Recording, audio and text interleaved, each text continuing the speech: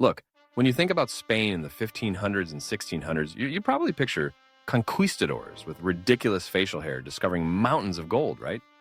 Galleons stuffed with treasure sailing back from the Americas like floating ATMs. Spain was basically swimming in precious metals. We're talking literal boatloads of silver from Potosi and gold from the Aztecs and Incas.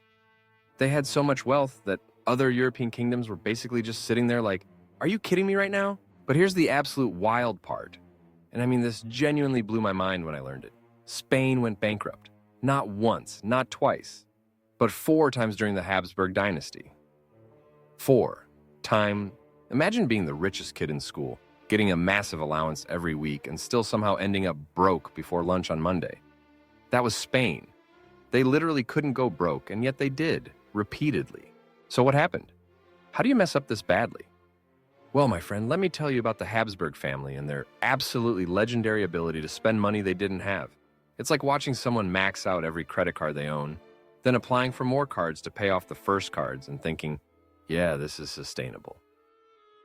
The golden age of terrible financial decisions. Let's start with King Charles V of Spain, who was also Charles V of the Holy Roman Empire.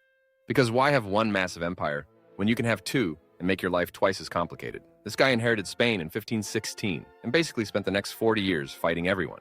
And I mean everyone. The French, fighting them. The Ottoman Empire, fighting them. German Protestant princes, fighting them too. The man was basically playing Risk on legendary difficulty mode, except the dice were made of gold coins and every roll cost a fortune. Here's where it gets interesting. Charles needed armies, and armies aren't cheap. You've got to pay soldiers, feed them, give them weapons, and somehow convince them to march across Europe in metal suits during summer. So Charles did what any reasonable person would do. He borrowed money, lots of it, from German and Italian bankers who were more than happy to lend to a king who literally had boats full of silver showing up from South America. The bankers were basically like, sure, we'll lend you money at 1840% interest. You're good for it, right? You've got all that silver coming in. And Charles was like, absolutely. The silver never stops. Except here's the problem. It did stop. Or rather, it got spent before it even arrived. The most expensive family reunion in history, Charles eventually got tired. Shocking, I know. Fighting 30-year wars will do that to you. And split his empire between his brother and his son, Philip II. Philip inherited Spain, the Netherlands, chunks of Italy, and the entire Spanish Empire in the Americas. Sounds great, right? Wrong. He also inherited Dad's debts and Dad's habit of borrowing money to fight wars. Philip II took the family tradition and absolutely ran with it. He fought the Ottomans at Lepanto, won that one, cool. Then he decided to fight the Netherlands, which wanted independence. That war lasted 80 years, 80. That's like starting a fight in college and still being mad about it when you're collecting Social Security. And the entire time, Spain was paying armies to fight in the swampy Netherlands, which was about as fun and cheap as it sounds, which is to say, not at all. But wait, there's more. Philip also decided to invade England with his famous Spanish Armada in 1588. Remember how that went? The English kicked their butts, storms wrecked the ships, and Spain lost a fortune in ships, men, and equipment. It was like throwing a massive expensive party that nobody wanted to attend. And then your house burns down anyway. The silver that wasn't really silver, here's the truly bonkers part. All that silver from the Americas, it was like a subscription service that kept getting more expensive to maintain. You had to protect the shipping lanes from pirates. Yes, actual pirates. Caribbean pirates of the Caribbean style. You had to maintain colonies, pay administrators, fund the mining operations, and deal with indigenous resistance. By the time the silver got to Spain, it was already spoken for, owed to bankers in Genoa, Augsburg, and Antwerp. Spain's treasure fleet was basically a delivery service for international bankers. The silver would arrive in Seville, and Spanish officials would be standing there with a clipboard going, okay, 30% goes to the Fugger family, 25% to the Genoese bankers, 20% to pay last year's debts, 50% for the army in Flanders, and Spanish citizens would ask, what about us? And the officials would be like, you guys can have this bag of pennies and our thoughts and prayers.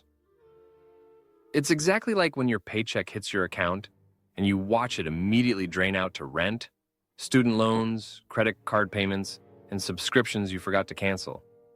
Except Spain's subscriptions included things like maintaining control of half of Europe and fighting the Ottoman Empire, bankruptcy speedrun, any percent. Spain declared bankruptcy in 1557, 1560, 1575, and 1596.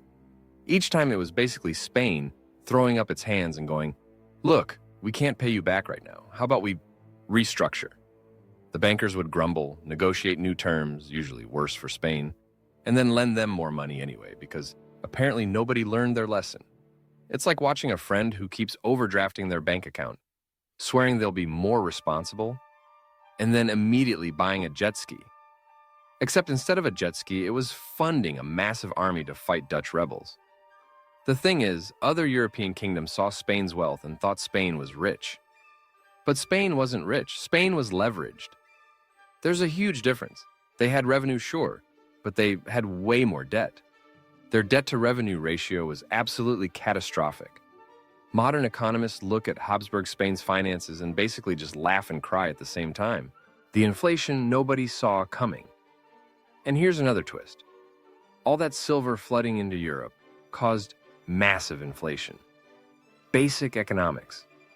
When you dump tons of silver into the market, silver becomes less valuable. Prices across Europe went up. The Spanish called it the price revolution, which sounds way cooler than we accidentally ruined our own economy. Spain was importing inflation along with their silver. The cost of everything rose, to wages, food, goods, military supplies. So Spain needed more money to pay for the same stuff, which meant borrowing more, which meant more debt. They were running on a treadmill that kept speeding up, and they just kept running faster instead of, getting off the treadmill. It's like earning more money, but somehow being more broke because your cost of living increased even faster. Totally relatable, right? The Netherlands. The breakup that bankrupted an empire, the war in the Netherlands, deserves special mention because it's mind-blowing. Spain spent 80 years and an absolutely ungodly amount of money trying to keep the Netherlands under control. The Dutch just wanted to be Protestant, trade freely, and not pay Spanish taxes. Reasonable stuff. But Spain's response was basically, how about no? And also we're sending armies. The Spanish Army of Flanders was one of the best armies in Europe, but it was also one of the most expensive. Getting money from Spain to the Netherlands meant either shipping it, risky pirates, or using complex financial instruments through Italian bankers, expensive fees. And the soldiers? When they didn't get paid, they tended to mutiny and sack cities. The sack of Antwerp in 1576 happened because Spanish soldiers hadn't been paid in months, so they just looted one of the richest cities in Europe. Spain's own army destroyed Spain's own economic interests because Spain couldn't pay its bills. It's like hiring a security guard for your store, not paying him, and then he robs your store, except on a national scale. What this means for us today. So what's the lesson here? Well, modern governments do exactly the same thing Spain did. They borrow huge amounts of money, promise they'll pay it back with future revenue, and keep rolling over debt when it comes due. The U.S. national debt? Over $30 trillion. Japan? Over 250% of their GDP. These numbers would make Philip II blush. The difference is that modern governments borrow in their own currency and can theoretically print more money to pay debts. Spain couldn't print more silver. They had to dig it out of the ground. But the fundamental problem remains. You can't sustainably spend more than you earn, no matter how clever your accounting. Spain thought endless silver meant endless spending. Modern economies think endless borrowing capacity means endless spending. Both discovered that reality has a way of catching up. Spain's decline took decades, with economic stagnation, military defeats, and eventually losing superpower status to countries like England and France, who managed their finances better. The punchline. The Habsburg Spanish Empire had everything. Resources, territory, power, the best armies in Europe. And they managed to blow it all on debt payments. They were paying interest on loans taken out to pay interest on previous loans, funding wars they couldn't win, in places they couldn't afford to fight, against enemies who just had to wait for Spain to bankrupt itself. History's lesson? Having money means nothing if you don't know how to manage it. The Spanish Empire drowned in debt while standing on mountains of silver, and that's either the funniest or saddest thing in economic history.